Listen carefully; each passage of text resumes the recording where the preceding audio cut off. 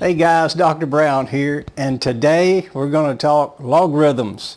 Okay, so natural log. And you're thinking, well, why would we do that? Okay, my world in reliability engineering was all about logs and exponentials. My entire world. I mean, reliability as a function of time was e to the minus t over eta to the beta. I mean, so we were taking logs of that all the time. So our entire goal, here's probability of failure over time. So we were looking at that slope, which was beta, and we were looking at that point right there, which was eta. That's when 63.2% fail. That's the characteristic life of product. Okay, so my job and my team's job was to predict the life of product, all the failure modes that would occur. So we lived in an exponential world and took log of that, natural log, constantly. So it's very important, at least it was to me. We couldn't function without that. But what is a natural log? What if we have the integral of x to the n dx? Okay, well, we would know, okay, we're going to add 1 to that, and then we're going to divide by that 1. So we would end up with x to the n plus 1 divided by n plus 1 plus c. And that would be the integral. What if, though, our function is 1 over x dx? Well, let's bring it to the numerator. So we have the integral of x to the negative 1 dx. So we're going to add 1 to that.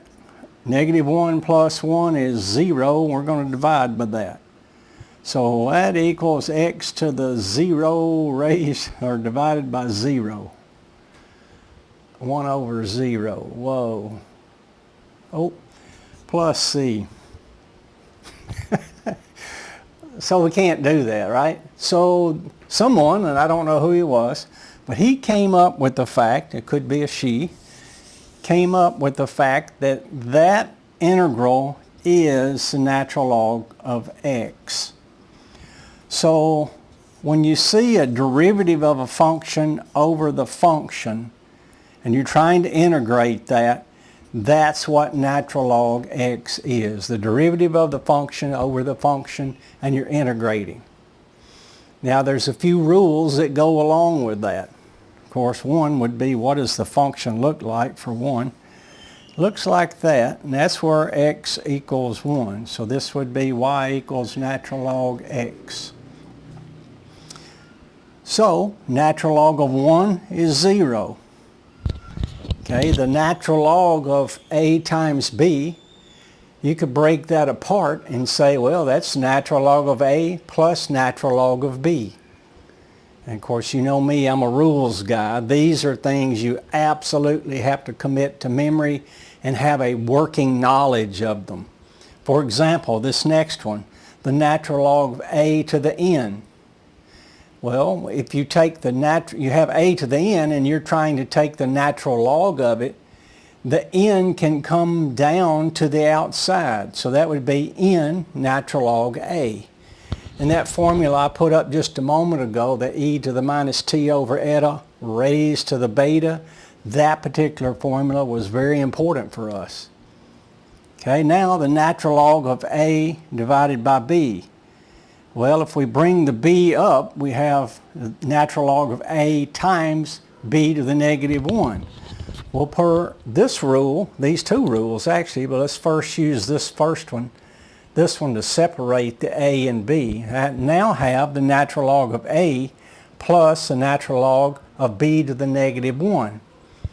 Now, per this rule, I can bring that negative 1 down, so I'd have natural log of a minus 1 times natural log b. Very important. So let's work a few problems and see how we can use this. And we'll have many more problems in future videos. I just wanted to give you a flavor of it today. Okay.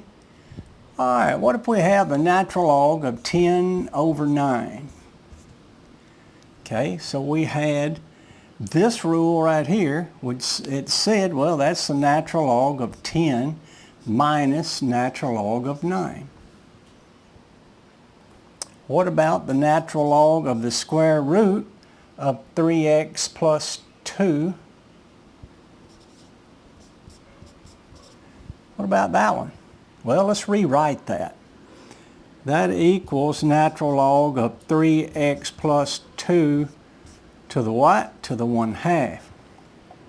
So now we're taking the natural log of that guy.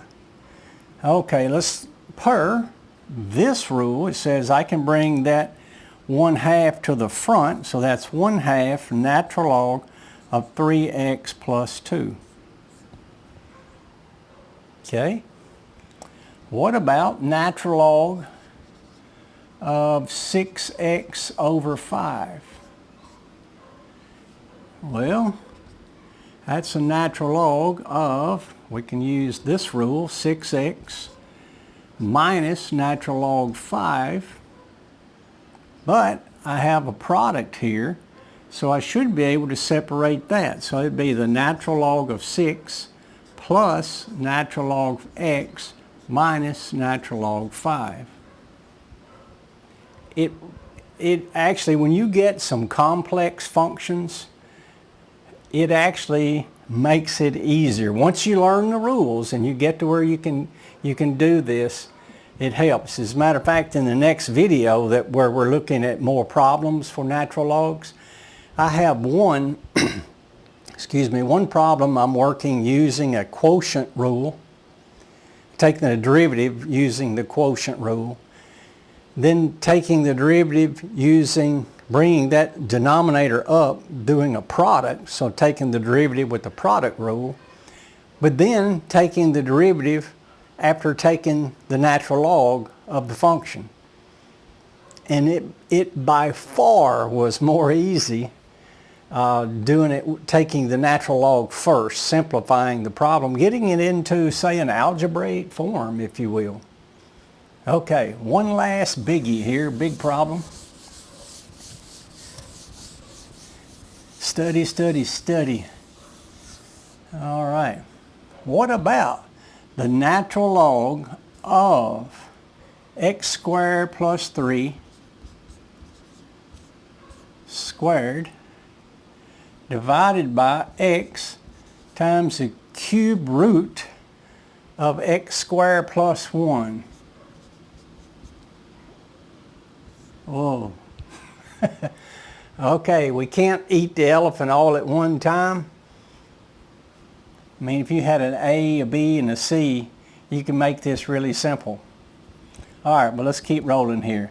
Let's take that and just break it apart into numerator and denominator using this rule right here. So we would have the natural log of x squared plus 3 squared minus natural log, all of this, x times, I'm going to take this x squared plus 1 and break it into, since it's the cube root, I'm going to raise it to the 1/3 power. We'll just get that out of the way.